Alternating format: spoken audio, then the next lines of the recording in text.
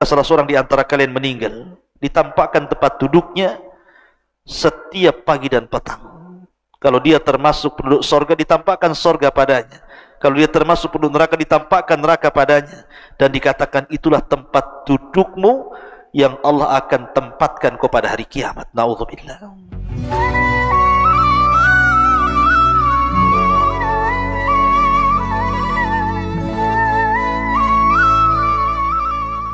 Pembahasan di malam hari ini kita akan membahas tentang malam pertama ketika seseorang berada di dalam kubur. Ketika Allah Subhanahu wa taala mencabut nyawa seorang insan,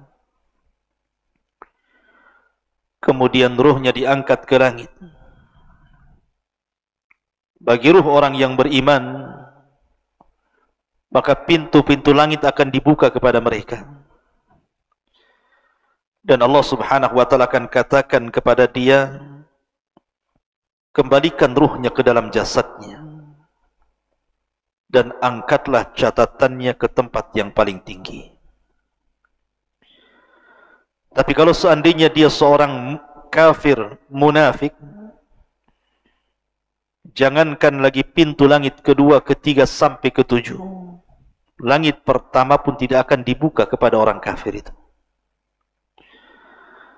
Ketika ruh orang kafir ini terkafan dengan kafan dari neraka dan memiliki bau busuk yang luar biasa, dinaikkan para malaikat ke langit, maka penjaga pintu langit yang pertama tidak mau membukakan pintunya. Sehingga Allah Subhanahu wa taala firmankan, la tufattahu lahu abwabus sama wa la yadkhulunal jannah hatta yalijal jamalu fi samil khiyat. Di mana pintu-pintu itu tidak akan dibuka kepada mereka, maksudnya pintu-pintu langit, dan mereka tidak akan dimasukkan ke dalam surga sampai ada cerita unta masuk ke liang jarum. Maka ruh itu kemudian dikatakan lemparkan ruh ini ke dalam jasadnya dan letakkan catatan di tempat yang paling rendah di sijil. Ma'asyiral muslimin yang dimuliakan Allah Azza wa Jalla, ketika ruh sudah kembali dalam jasad dalam kuburan itu, apa yang terjadi? Peristiwa apa yang berlaku? Ma'asyiral muslimin yang dimuliakan Allah Subhanahu wa taala, maka ulama mengatakan bahwa manusia ketika di malam hari atau malam pertama dalam kuburan tidak lepas daripada 4 perkara. Pertama, dhammatul qabri, yang disebut dengan himpitan kuburan. Yang kedua, fitnatul qabri, fitnah kubur yang disebut dengan su'alu malakaini, pertanyaan 2 malaikat, Munkar dan Nakir. Kemudian yang ketiga, azabul qabri, azab kubur. Dan yang terakhir, ni'matul qabri, nikmat kubur.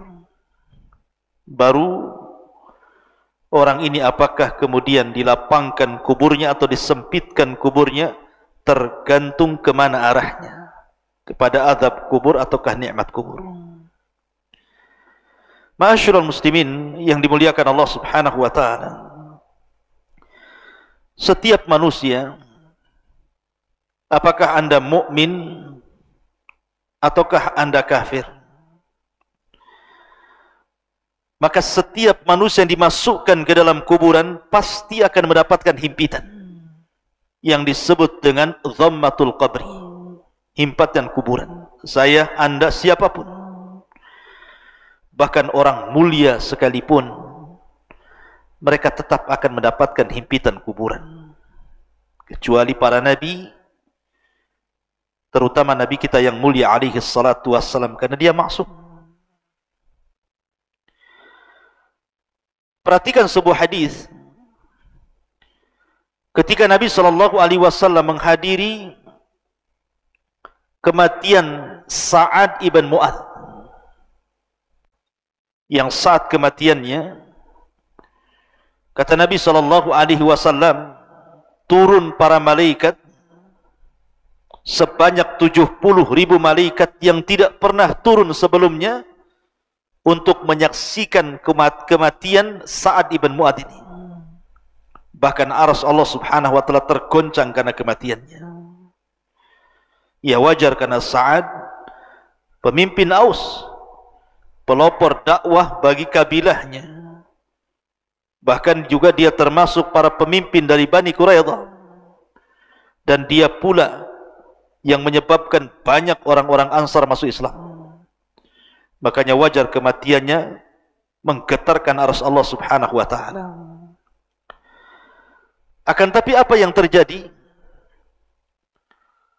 Nabi SAW ketika melihat Sa'ad ibn Mu'adh ini, dia mengatakan ketika saat jenazahnya dimasukkan ke liang lahat dan mengatakan, "Lau aflata ahadun min dhammatil qabri la aflata hadha Sa'ad."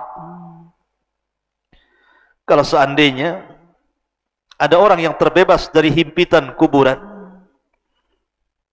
tentu yang akan selamat adalah orang ini, Sa'ad ibn Mu'adh. Ma'asyiral muslimin yang dimuliakan Allah Azza wa Jalla, dalam riwayat inna lil qabri dhaghtatan law kana ahadun najian minha la najas Sa'd bin Mu'adh. Sesungguhnya kuburan itu ada himpitan.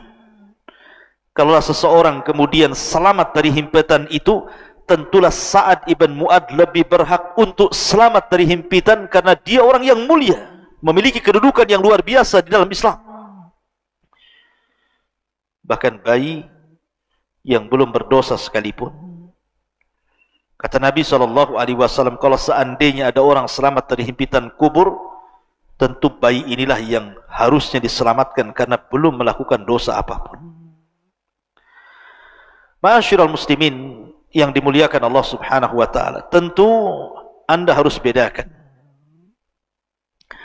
antara himpitan kuburan bagi orang-orang yang beriman dengan himpitan kuburan bagi orang-orang kafir. Sebab himpitan kuburan bagi orang-orang yang beriman adalah himpitan rahmah, kasih sayang. Ya, setiap himpitan pasti ada rasa sakit. Tapi sakit yang dialami oleh seorang mukmin saat ada himpitan itu, sebagaimana dikatakan Imam Zahabi rahimahullahu taala, hadhihi dhammatu laysat min adzabil qabri. Himpitan itu bukan bagian daripada azab kubur. Bal huwa amrun yajiduhul mu'min kama yajidu alamun faqada walada. Bahkan kata Imam Zahabi, adalah perkara yang biasa didapati seorang mukmin, seperti seorang mukmin merasa sakit hatinya, merasa sedih karena meninggal oleh anaknya, atau karena sakit, dan begitu seterusnya. Jadi tanah kuburan yang menghimpit dia itu tidak memadaratkan seorang mukmin. Bahkan dikatakan oleh Imam As-Sa'di rahimahullahu ta'ala, la yanju min dhammatil qabri salihun wala talihun ghaira anna al-farqa bainal muslimi wal kafiri fiha dawamu dhagti lil kafir wa husul hadhihi al-halati lil mu'min fi awwali nuzulihi ila al-qabri thumma yafsahu lahu. Kata beliau, tidak akan selamat siapapun dari himpitan kuburan ini, baik anda seorang yang saleh ataupun orang yang tidak saleh, baik anda mukmin atau kafir. Tapi bedanya orang kafir, himpitan itu akan terus menerus sehingga meretakkan semua sendi-sendi dengan pertulangannya. Tapi orang mukmin hanya sekali saja, kemudian kuburannya diluaskan. Dan ulama yang lain mengatakan bahwa himpitan kuburan bagi seorang mukmin ini seperti pelukan seorang ibu kepada putranya. Karena kita semua tercipta dari tanah dan akan kembali ke tanah. sehingga tanah akan memeluk kita seperti pelukan ibu kepada anaknya. Berbeda dengan himpitan orang kafir, maka akan meretakkan tulang-tulangnya.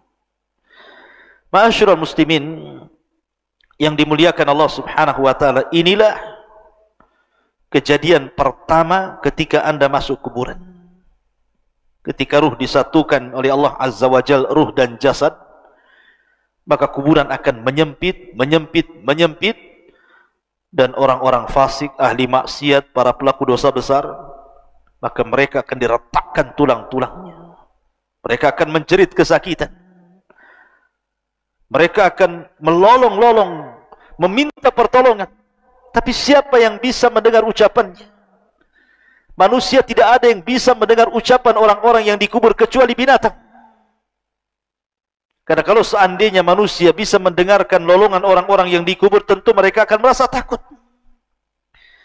Ma'asyiral muslimin yang dimuliakan Allah, tapi seorang mukmin tidak demikian. Dia hanya mengalami sakit sedikit, kemudian setelah itu kuburannya akan diluaskan kembali. Itulah himpitan kuburan. Dan itu yang pertama kali terjadi ketika Anda masuk ke dalam liang lahat, ke dalam kuburan itu. Baru setelah itu datanglah dua malaikat. Malaikat Munkar dan Nakir. Bertanya, Man Rabbuk, siapa Rabbmu? Wa ma nabiyuk, siapa nabimu? Wa ma dinuk, apa agamamu? Kalau dia seorang mukmin, maka Allah Subhanahu wa taala firmankan, yutsabbitullahu alladhina amanu bil qawli tsabit fil hayatid dunya wa fil akhirah. Allah akan tetapkan jawaban seorang mukmin itu dengan jawaban yang mantap, baik di dunia ataupun di akhirat. Ketika ditanya siapa Rabbmu, dia akan mengatakan Allah. Ketika ditanya siapa nabimu, dia akan mengatakan Muhammad sallallahu alaihi wasallam. Dan ketika ditanya siapa atau apa agamamu, maka dengan tegas dia mengatakan Islam. Itulah simbol kita selama masa hidup. Raditu billahi rabba wa bil islami dina wa bi Muhammadin nabiyya wa rasulah. Tapi kalau dia orang kafir atau munafik atau fasik, maka dia mengatakan la adri, aku tidak tahu. Qultu kama qala nas, aku hanya mengucapkan persis yang diucapkan manusia. Akhirnya kemudian dia pun dipukul dengan gada yang sangat besar, yang kalau seandainya pukulan itu diletakkan di gunung Uhud, cukup menghancurkan Uhud itu. Saking kerasnya, bagaimana kalau dipukulkan di atas kepala kita. Ma'asyiral muslimin yang dimuliakan Allah Subhanahu wa taala, kalau memang dia seorang mukmin dan bisa menjawab, maka akan datang teriakan dari langit, an sadaqa abdi, hambaku telah benar. Kemudian bentangkan kepadanya kuburannya, bukakan pintu-pintu sorga kepadanya, masukkan hawa sorga ke dalamnya, bawakan makanan, minuman dan pakaian dari sorga untuknya. Dan dia merasakan apa yang disebut dengan ni'matul kubur. Disitulah datang orang yang sangat tampan, baik, ngajak bicara, lupa waktu.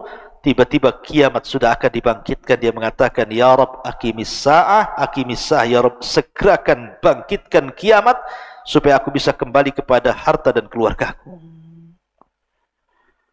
Tapi orang kafir, orang fasik, dia tidak bisa menjawab. Sehingga dia akan terus dihimpit dalam kuburan itu dan mendapatkan azab kubur. Ruhnya setiap hari keluar masuk neraka, naudzubillah. Ma'asyiral muslimin yang dimuliakan Allah Subhanahu wa taala, dari sini terjadi ardu makanihi alaihi fil jannati awin nar.